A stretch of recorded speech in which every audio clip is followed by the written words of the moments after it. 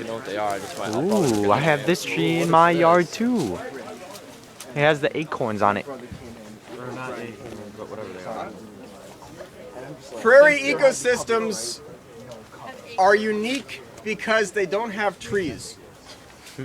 They're treeless expanses of nothing but grass and forbs as far as the eye can see, with the exception of bur oak, which is what this is. Bur oak is the definitive prairie tree. It's one of the only species of trees, and in fact, in almost the entire historical tallgrass prairie area, the only species of tree that's adapted to living in prairies. When settlers first came across, they would encounter small groves of trees. They wrote about them, and that's what they would build their houses out of. And those were the first areas settled. Those were oak savannas, and it was bur oak trees. It was always bur oak trees. Question, Cece? Ask me what? What's that? It's a hawthorn. Prairie trees are especially adapted to, or bur oak trees are especially adapted to living in prairies for two reasons. Number one, they have a taproot, a big, massive central root that goes straight down into the ground, 5 or 10 or sometimes 15 feet with the really old trees. That allows them to access water in the middle of droughts, which is the reason prairies exist in the first place. They get really harsh summers with really severe droughts, and most trees would die. Prairie species, though, if you remember, also have those really, really deep roots they've adapted. So the tree has adapted that really deep root as well. The other way it's a prairie tree is it's fireproof. Prairies prairies are maintained through fire. Every year or every couple of years, on the small restorations that have been recreated, people will go through and burn everything off in either late fall or early spring. They don't kill anything when they do that, except maybe the occasional rabbit.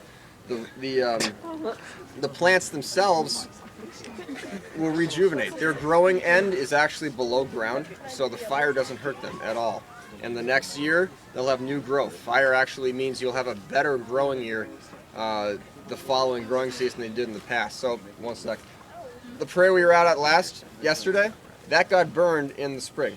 Then it was a really hot fire, killed off everything. And that is the tallest that prairie has ever been. That goldenrod is absolutely enormous. It usually comes up to about here on me. It's about 1.5 feet taller than that this year. So it's really, really tall. They may burn it again in the spring. If they do, you guys will get to watch. If last year the kids got to go watch, they got to stand about 15 feet from it. So this year, if they burn it, you guys will get to watch again. Alice, you had a question? Alice, you had a question? Yeah, so in the times before controlled fires and whatnot, how would the prairie maintain itself? The prairie used to be, and we'll talk about prairie destruction. We've destroyed about half tropical rainforests. We've destroyed about 99.5% of prairie. That ecosystem has been about 99.5% destroyed. So it used to be a huge expanse. And the only way it would stop would be if it came to like a creek or a river. Otherwise, it just went for as far as you could possibly see. So they'd have a lightning strike somewhere during a storm, and it would go. You could burn the top half of northern Illinois, and that's how big those fires would be. So that's how they get maintained. They'd stop when it started raining or when they got to a creek, and the fire just burned itself out. So is the tree itself actually resistant to yes. fire? Yeah, bur oak.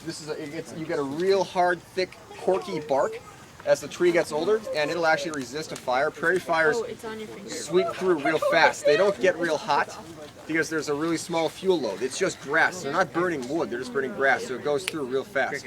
And in that span, the tree's able to resist that. If it's firefighters make coats out of? No.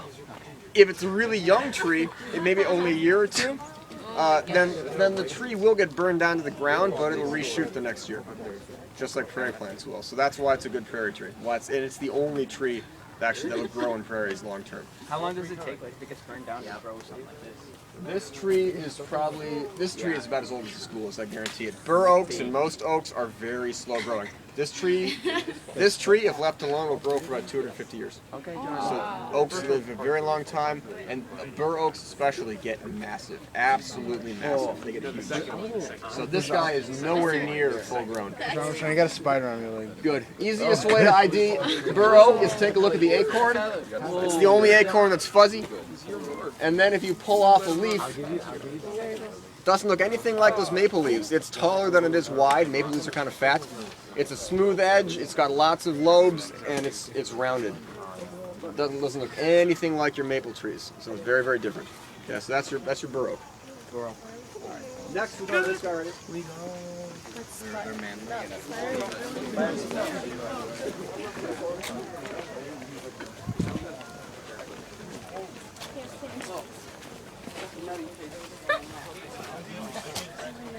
Another maple? Yeah. Silver or sugar? This is your sugar maple. This is what most people get maple syrup from. If they're going to buy actual maple syrup, this is what's on the Canadian flag. This is a tree that is definitely found in your hardwood forests. This is not, that's a cicada. This is not as well adapted as like a silver maple or a red maple to human disturbance. They don't tolerate it quite as well. They get a little more stressed when the conditions aren't very well. So this guy kind of had a rough year because it was kind of dry in July. You won't die or anything like that. It just isn't as well adapted to human disturbances. But grows real straight. You can see with the leaf, it's got a non-serrated edge. This edge is smooth, as opposed to the silver maple, which is not smooth. It's got that serrated edge. It's got 5 lobes still, fairly deep furrows. Well, that's your sugar maple. Yep, good. What are those bushes? Honestly, I don't know. Ornamental bushes and shrubs, I don't know. It's not something I don't know. So, we're not learning it. It's not.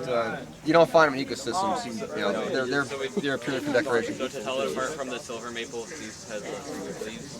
Yeah, the leaf is smooth. It's not a serrated edge at all. It's also a little wider. If you take a look at it side by side. Else. Are the edges always going to be